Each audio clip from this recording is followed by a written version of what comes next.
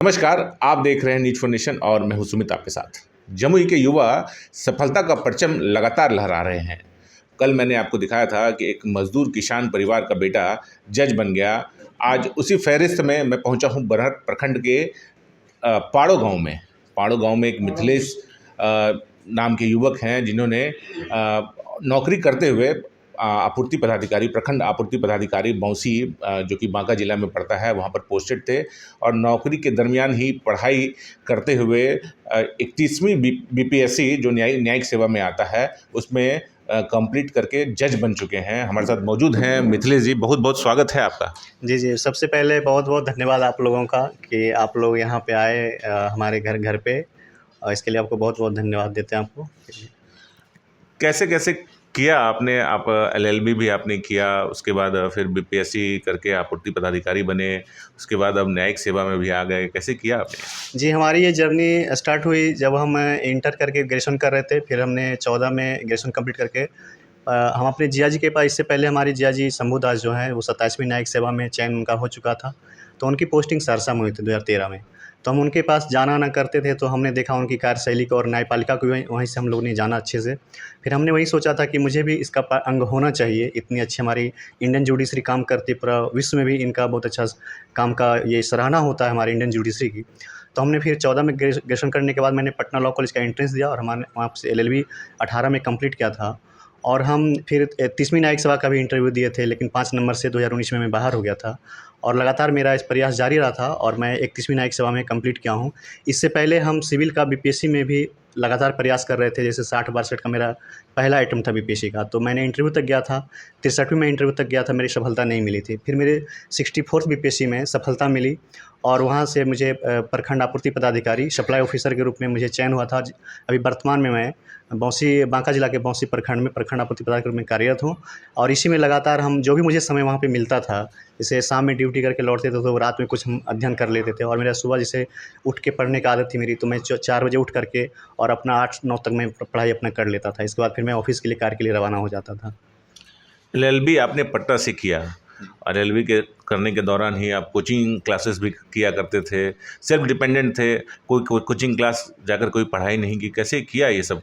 जी, जैसे मैं खुद से मेहनत करने पे ज़्यादा बिलीव करता हूँ, और जितने भी सारे रिजल्ट होते हैं और जितने भी सारे युवा हैं, मैं उन्हें भी यही कहना चाहता हूँ कि खुद पे विश्वास करिए और खुद की मेहनत ही आपको एक दिन सफलता दिलाएगी। तो हमने कहीं कोई कोचिंग नहीं लिया था, मैंने खुद अपनी मेहनत करता था। और जैसे कि मेरे पापा रहते थे, मेरे दिमाग में ये चीज़ थी कि पापा रिटायर होते, मुझे उससे पहले सेटल हो जानी है। तो हमें कुछ, जब पापा के रिटायरमेंट हुए तो उससे पहले मैंने कोचिंग पढ़ाना स्टार्ट कर दिया था, चूँकि मुझे कुछ पैसे की अर्निंग हो जाए, ताकि मैं और मेरा भाई मेरे साथ रहता था, ताकि मैं दोनों का खर्चा वहन कर सकूँ। तो घर में चूँकि समस्या होने लगी थी, तो फिर मैंने 3 कोचिंग में लगातार मैंने वहाँ पे क्लास लेता था, बीपीएससी का ही, सिविल सेवा का। और मैं क्लास लेकर के वहाँ से मुझे लगभग अच्छा खासा अर्निंग हो जाता था, जिसका मैं खर्च पटना का मैं वहन खुद कर लेता था, मैं अपना खुद का और मेरे भाई का। जॉइंट फैमिली में आप रहते हैं, सारा भरा पूरा परिवार है आपका, तो परिवार का कितना सपोर्ट मिलता? जी, परिवार का, जैसा कि मैं जब से होश संभाला हूँ इस परिवार में, तो मेरा परिवार बहुत सुंदर रहा है, काफ़ी रहा है। जैसे पापा जॉब में थे, दादाजी भी मेरे जॉब में थे, तो 92 में दादाजी रिटायर किए, 13 में डेथ भी हो गई, दादाजी का देहांत हो गया। तो मेरे चाचा एज ए गार्जियन के रूप में रहे हैं, तो पापा से ज़्यादा करीब हमने चाचा को जाना, क्योंकि उनके साथ रहना, काम करना मुझे अच्छा लगता था। और फिर पापा लगातार घर पे आते रहते थे, तो पापा पैसा देते थे। तो लगभग मेरे परिवार में 30 आदमी का खाना हमेशा बनता था, और आज भी हम लोग एक साथ हैं, तो अच्छा लगता है। परिवार का हमेशा सपोर्ट, जब भी 1-2 इंटरव्यू मेरा नहीं हुआ था, तो चाचा हमारे हमेशा कहते थे कि लगातार प्रयास करते रहना, 1-2 बार करने से कुछ नहीं होता, तुम्हारा हो जाएगा। तो आज सबों का, माता पिताजी का, चाचा का, और सबका बहुत सारा योगदान है, आशीर्वाद है, जो कि आज यहाँ तक पहुँचे हैं। सामाजिक माहौल में रहे हैं आप, प्रखंड आपूर्ति पदाधिकारी रहकर भी काम कर रहे हैं, अच्छा एक्सपीरियंस हुआ होगा। तो न्यायिक सेवा में आकर अब क्या करने वाले हैं? जो आपके आसपास की जनता होगी या फिर आपके नज़दीकी होंगे, रिलेटिव हैं, उनको क्या संदेश देना चाहते हैं या फिर क्या करना चाहते हैं? जैसा कि हमने जब प्रखंड आपूर्ति पदाधिकारी के रूप में ज्वाइन किए, और हमारी लगभग इसी 7 अक्टूबर 2022 को मेरी 1 साल पूरा हुआ इस पद पे रहते हुए, तो हमने जो वहाँ पे फेस किया, चूँकि हमारा मेन काम होता था खाद्यान्न को आपूर्ति कराना, तो गरीबों तक कैसे खाद्यान्न पहुँचे, गरीबों कोई वंचित ना रह जाए। और मैंने प्रशासन को भी बहुत करीब से देखा, जो हमारे देश की जो प्रशासनिक व्यवस्था है, जो बॉटम टू टॉप कार्य करती है, वहाँ से भी मैंने 1 साल में बहुत कुछ सीखा। और जब मैं जुडिशरी का अंग हूँगा, तो मुझे ये ध्यान रखेगा कि जो कोई भी व्यक्ति ऐसे हों जो दबे कुचले गरीब हों, जिनको न्याय नहीं मिल पाता, लेकिन न्यायपालिका से काफ़ी उम्मीद होती है उनको कहीं न्याय मिलता है, तो मेरा कार्य रहेगा कि नेचुरल जस्टिस, जो हमारे संविधान की जो मूल सार है और हमारे इंडियन जुडिशरी की, कि प्राकृतिक न्याय हो सके, किसी के साथ पक्षपात ना हो सके, तो मैं उसे 100 रूप से उतारने का प्रयास करूँगा और मैं न्याय दिलाने का काम करूँगा लोगों को। नेचुरल जस्टिस दिलाने का काम करेंगे। काफ़ी छोटे कस्बे से निकलकर अब न्यायिक सेवा में आ गए हैं, जज बन गए हैं। माता जी हैं, क्या नाम है माता जी? चंपा देवी। कैसा लग रहा है बेटा जज बन गया? अच्छा लग रहा है। क्या लग रहा था कि जज बनेगा बेटा? हाँ हाँ, बेटा बनेगा जज। तो बेटे के बारे में कुछ बताइए, बचपन की कुछ यादें हो तो। बड़ी अथी से बेटा पढ़ा है। तो बेटे पे नाज, आप इमोशनल हो रही हैं, लग रहा है बहुत खुशी का पल है।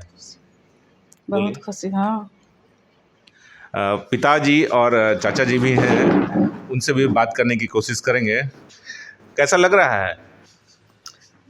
बहुत खुशी है, बहुत अच्छा लग रहा है। हमने अपना साथ रख करके इनको बराबर जो है सो मेहनत करने का प्रयास किया, बराबर इसको ऊंचा उठाने का प्रयास किया। हर जगह कभी इनको जो है सो तकलीफ सहने का उत्पन्न नहीं किए कि बेटा पढ़ो लिखो, पढ़ने लिखने से आदमी ऊपर उठता है, और हमने बराबर उसको सहयोग समर्थन देते गए। आपको कैसा लग रहा है? बेटा है आपका। बहुत अच्छा लग रहा है, मेहनत किया है तो ठीक है। गांव टोला समाज सब मेरा खुश है। कुछ कठिनाई हुई होगी बच्चों को पढ़ाने में? बच्चा पर पढ़ाने पर देखिए, मेरा पिताजी भी थे आरपीएफ में, हम भी थे। घर पर मेरा भाई रहते थे, मेन योगदान यही है। पढ़ने शुरू से ही, बचपन से ही तेज थे पढ़ने में? हाँ, बचपन से ही तेज था पढ़ने में। और कुछ यादें हो बचपन की इनकी? अरे बचपना है, बचपन में तो ऐसी गांव में रह कर के अपना जो है सो काम धंधा भी कुछ खेत में कर लेते थे, कुछ अपना खेल कूद भी कर लेते थे, और बैठ कर के अपना मेहनत भी करते थे, लगातार जारी रखता था। जमुई के जो युवा हैं, बिहार के जो युवा हैं, उनके लिए एक मिसाल हैं कि एक छोटे से गांव के और बहुत ही साधारण परिवार से निकलकर अब बिहार न्यायिक सेवा में बिहार के लोगों को और अपने क्षेत्र के लोगों को सेवा देने वाले हैं। ये मिथिलेश जी, जो कि अब जमुई में सब बच्चों के जुबान पर इनका नाम आ रहा है, क्योंकि अगर किसी साधारण परिवार से अगर बच्चा निकलकर कोई इतने बड़े पोस्ट पे जा सकता है, तो अगर आप सही से लगनशील होकर के किसी कार्य को कीजिएगा तो ज़रूर आपको सफलता मिलेगी। बने रहिए हमारे साथ, देखते रहिए न्यूज़ फॉर नेशन। धन्यवाद।